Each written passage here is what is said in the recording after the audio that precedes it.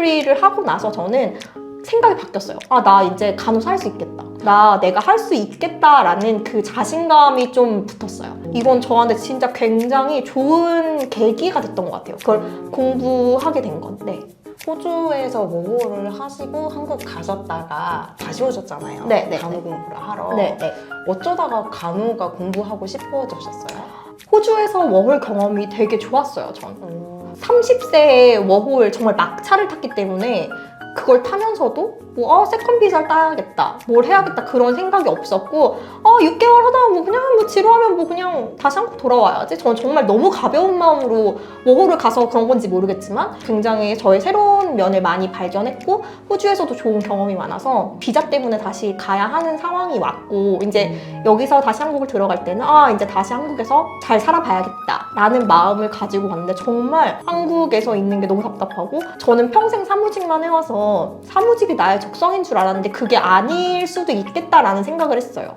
그래서 나 호주를 다시 들어가고 싶은데 뭘 해야 될까? 근데 저에겐 두 가지 옵션이 있었거든요. 간호와 후커리였는데 저는 후커리는 자신이 없었어요. 그래서 이제 간호과밖에 옵션이 없다는 걸 생각하고 간호과에 대해서 찾아봤는데 할 수 있을 것 같은데, 그리고 가장 결정적이었던 거는 호주에 있을 때 코비드 기간 동안 있었거든요. 그러면서 굉장히 그런 헬스케어 쪽에 언급이 되던 때였어요. 간호사가 모자란다, 간호사가 뭐 중요하다, 뭐 이런 것들도 굉장히 많았고 이래서 만약에 내가 직업을 바꾼다면 미래가 있는 간호사 해보자 해서 선택하게 됐어요. 네. 기간이 생기셔서 네, 개필링으로 에이지드 케어를 하셨다고 네, 알고 네, 있는데 에이지드 케어 하는 게 간호 공부하시는 데 있어서 많이 도움이 혹시 됐을까요? 저는 정말 도움이 많이 됐고 특히 제가 요번에 스튜던트 널스로서 실습을 마쳤거든요. 이제 거기서 이제 배우는 것들이 에이지드 케어 그 인디비주얼 서포트 트리에서 배웠던 내용과 굉장히 흡사하고 그래서 저는 이미 에이지드 케어 33를 공부하면서 배웠던 내용들이 있었기 때문에 베이스를 잘 깔고 갔다고 생각해요. 그래서 실습 때도 굉장히 도움이 많이 됐습니다. 예를 들면 어떤 부분이 겹쳤었나요?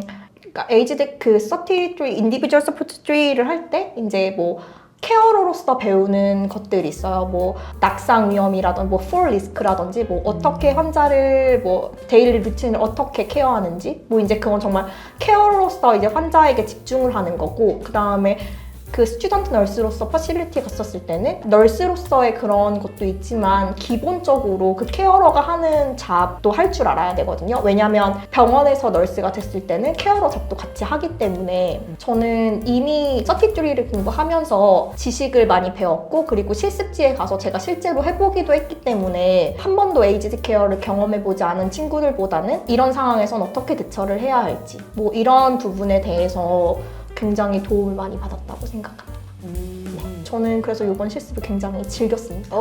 네, 재밌었어요. 네네. 그 혹시 이전에 에이지드 케어 배우실 때 그 실습처 어레인지는 혹시 어떻게 되었어요? 보통 학교 측에서 어레인지를 해주는 경우도 있었는데 저는 학교랑 제 집이 거리가 있어서 저는 학교 측에서 어레인지 해주는 거는 제가 그 출퇴근이 너무 길어서 저는 스스로 제가 알아봤었거든요. 네.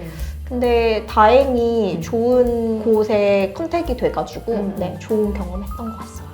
그거 찾는 게 어렵진 않으셨어요? 뭐 여러 군데 냈는데 거절이 됐다라든지. 네네. 저도 그런 케이스를 듣기는 했었거든요. 근데 우선은 저는 아는 지인을 통해서 가기도 했었지만 골드코스트 자체가 에이지드 케어 퍼실리티가 없지 않거든요. 심지어 제가 했던 그 퍼실리티는 대중교통이 정말 잘 되어 있는 곳에 있었어요. 왜냐하면 에이지드 케어 그 퍼실리티 실습지를 구하기가 약간 어려운 이유가 사실 좀 차가 없으면 가기가 힘든 곳들이 많거든요. 근데 그럼에도 불구하고 찾아보면 주변에 많이 있어요. 그 혹시 이제 에이지드 케어는 실습 마치고 뭐 잡오퍼를 한다거나 그런 경우도 많이 있다고 들었는데 혹시? 네네. 저는 33를 했을 때 사실 잡 오퍼를 받았었고 그리고 케어러 분들도 저한테 오퍼를 해봐라. 그리고 저한테 얘기해 주셨던 게 그 너에 대한 평가가 나쁘지 않으니 너가 만약에 잡 오퍼를 하면 너 잡을 얻을 수 있을 거다라고 실습이 끝나기 전에 저한테 미리 말씀을 주셨어요. 그리고 실습 마지막 날은 그 퍼실리티 매니저가 저한테 명함 주시면서 연락하라고 너 잡 먹고 싶으면 어플라이 하라고 말씀하시면서 네임카드 받았었어요. 네. 학생들이 많이 이제 걱정을 하시는 게 일이 되게 좀 버겁지 않을까.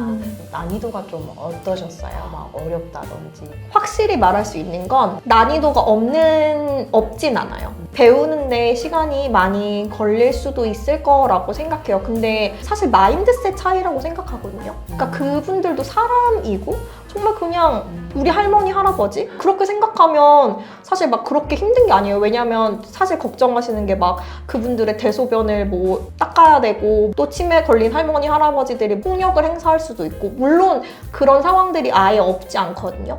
근데 그분들도 사람이고 그분들이랑 친해지면 다 괜찮아요. 그분들에게서 얻는 좋은 그런 것도 있어요. 그분들이 오히려 저희를 더 예쁘게 얘기를 해주신다든지 아니면 그분들이 살아오면서 느꼈던 경험들 그런 걸 얘기해 주시는 분들도 있어요. 그래서 저는 에이지드 케어에서 일할 때 정말 신기하고 좀 좋은 경험을 많이 했어요. 그게 아주 나쁘다고 할 수는 없을 것 같아요. 전 그래서 에이지드 케어에서 실습한 것도 굉장히 좋고 향후에도 일을 하고 싶은 생각도 있어요. 간호사가 되고 나서도 네, 너싱홈에서요? 저는 아직까지는 뭐 병원에서 일한 경험이 없지만 지금까지는 널싱홈에서 일을 하는 것도 정말 나쁘지 않겠다라는 생각도 해요. 혹시 가장 기억에 남는 제가 요번에 실습을 하는데 저희가 실습하는 주에 들어오신 할머니가 계세요.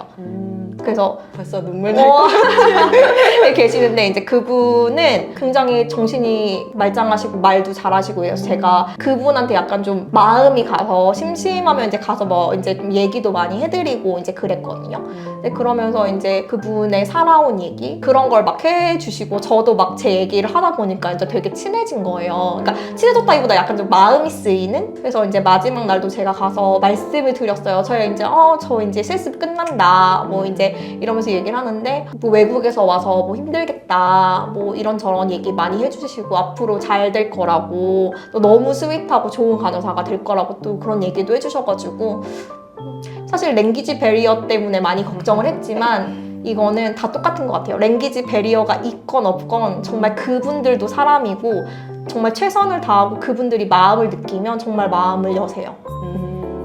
값진 경험인 것 같아요. 인종차별이나 이런 경험을 해보신 적 있으세요? 그 실습 이런 장소에서?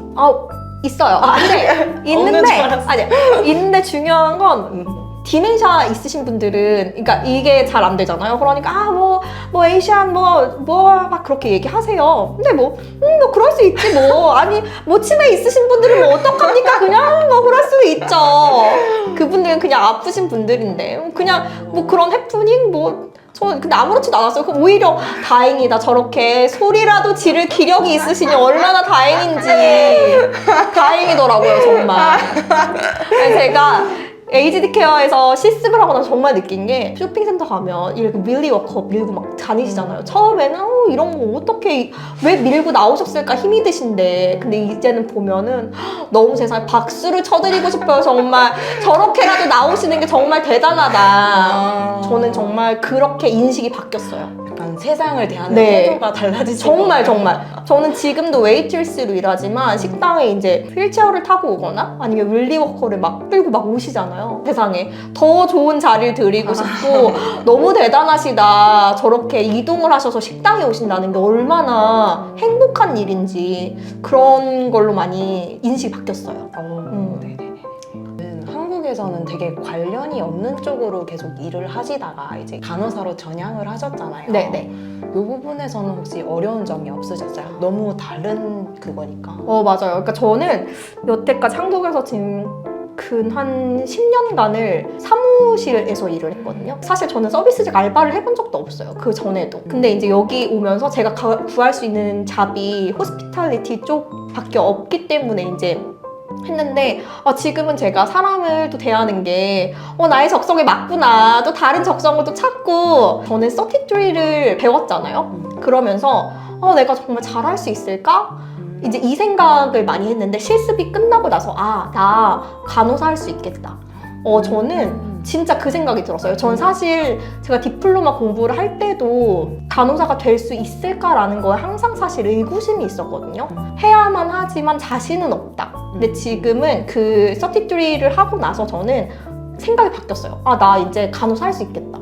내가 할 수 있겠다라는 그 자신감이 좀 붙었어요. 이건 저한테 진짜 굉장히 좋은 계기가 됐던 것 같아요. 그걸 공부하게 된 건. 네. 바첼러 넘어가기 전에 영어 점수를 제출하셨어야 했잖아요. 네네네.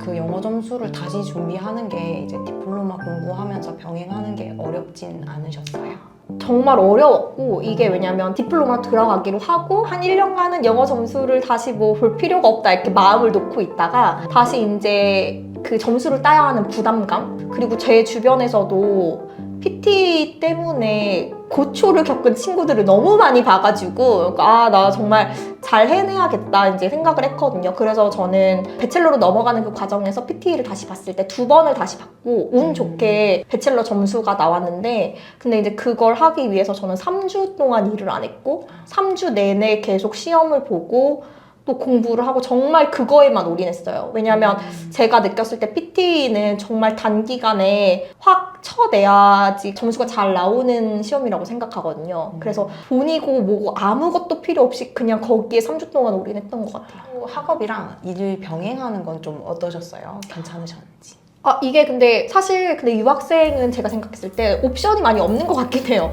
그러니까 저는 여태까지 학교를 다니면서 그리고 제가 아는 지인 중에도 정말 뭐 여유가 있어서 학교만 다녔다 이런 사실 분들은 보지 못했고 다들 이제 뭐 조금이라도 알바를 하시는 것 같아요. 근데 정말 만약에 본인이 여유가 있어서 학업에만 집중할 수 있다면 저는 그게 정말 베스트라고 생각하긴 하는데, 대부분의 학생이 그런 여유는 없을 거라고 생각하기 때문에 일과 학업을 병행하는 건 당연하다고 생각하고, 근데 그 와중에서도 이제 시간을 어떻게 쓰느냐 그런 게 중요한 것 같아요. 그러니까 저 같은 경우는 1학년 때는 학비에 대한 부담이 되게 커서 사실 저는 학업을 많이 집중하진 않았어요. 학비를 버는데 사실 집중을 해서 성적이 좋진 않았거든요.